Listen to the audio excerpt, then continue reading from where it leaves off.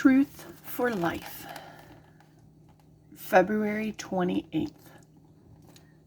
Committed and consistent.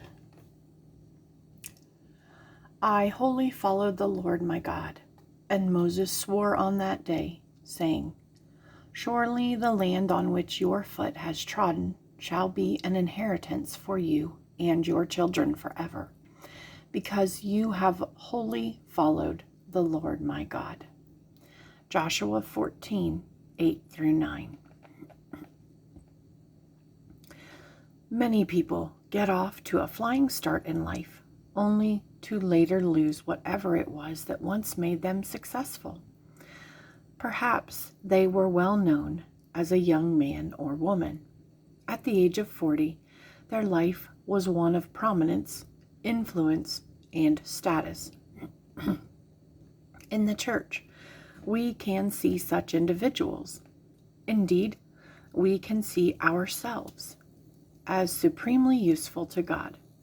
But too often we are then tempted to become masters of yesterday, frequently looking back to the good years and grumbling about the way things have become. Although it's true of so many, this was not at all true of Caleb, who fled from potential apathy and kept on in faith. He spent his middle years in a less than desirable environment. From the age of 40, he was stuck wandering around the wilderness for 4 decades because the people around him had failed to have faith in God. Yet, during this time of frustration and wanderings, Caleb remained free of embitterment and disgruntlement. In fact, things eventually got so bad that the people began to look for a leader to take them back to the good old days. Numbers 14, verse 4. Yet no one really needs a leader to go backward. You can just go back. We need leaders to push us forward. There is a tomorrow. There are generations yet to come. There are purposes yet to be unfolded in God's plan for our world. Caleb reveals this spirit. The apparent commitment of his early life was matched by his consistency in the middle years. He was committed and consistent, not only at 40, but also at 50 and 60 and 70. Throughout the decades, he wholly followed the Lord. For many, marriage, the establishment of a home, business concerns, health issues, and so on, are often accompanied by a loss of spiritual ardor and effectiveness. Many are those who have great resources, energy, and wisdom to offer, but who decide instead to chill out, leaving the work of ministry to the next generation. Like the Israelites in the wilderness, they settle for disinterest, criticism, and cynicism, failing to see the disintegration in their own spiritual lives. What about your commitment, your conversations, and your spiritual edge?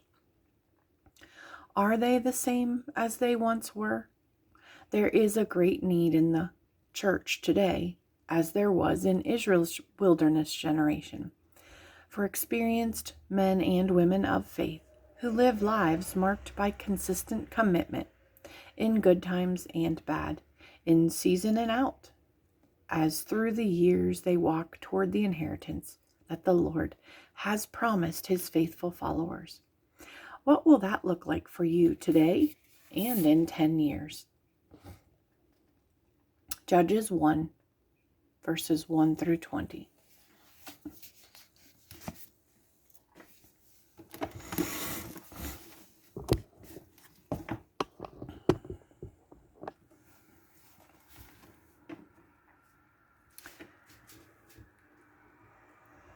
The continuing conquest of Canaan. After the death of Joshua, the people of Israel inquired of the Lord, Who shall go up first for us against the Canaanites, to fight against them? The Lord said, Judah shall go up.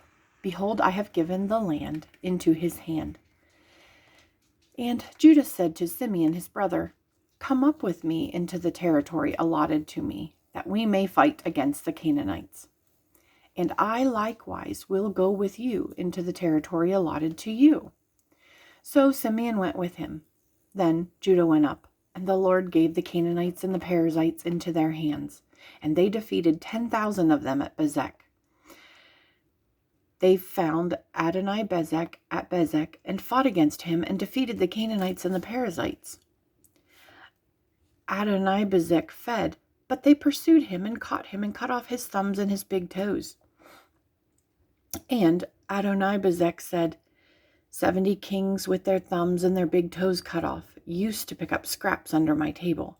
As I have done, so God has repaid me. And they brought him to Jerusalem, and he died there. And the men of Judah fought against Jerusalem and captured it and struck it with the edge of the sword and set the city on fire. And afterward the men of Judah went down to fight against the Canaanites who lived in the hill country, in the Negeb and in the lowland. And Judah went against the Canaanites who lived in Hebron. Now the name of Hebron was formerly Kiriath Arba. And they defeated Sheshai and Ahiman and Talmai. From there they went against the inhabitants of Debir. The name of Debir was formerly Kiriath Sepher. And Caleb said, He who attacks Kiriath Sepher and captures it, I will give him Aishah, my daughter, for a wife. And Othniel, the son of Kenaz, Caleb's younger brother, captured it, and he gave Ashur his daughter for a wife. When she came, she urged him to ask her father for a field. And she dismounted from her donkey, and Caleb said to her, What do you want? She said to him, Give me a blessing. Since you have set me in the land of the Negeb, give me also springs of water. And Caleb gave her the upper springs and the lower springs. And the descendants of the Kenite, Moses' father-in-law, went up with the people of Judah from the city of palms into the wilderness of Judah, which lies in the Negeb near Arad. And they went and settled with the people. And Judah went with Simeon his brother, and they defeated the Canaanites who inhabited Zephath, and devoted it to destruction. So the name of the city was called Hormah. Judah also captured Gaza with its territory, and Ashkelon with its territory, and Ekron with its territory. And the Lord was with Judah, and he took possession of the hill country. But he could not drive out the inhabitants of the plain, because they had chariots of iron. And Hebron was given to Caleb, as Moses had said, and he drove out from it the 3 sons of Anak.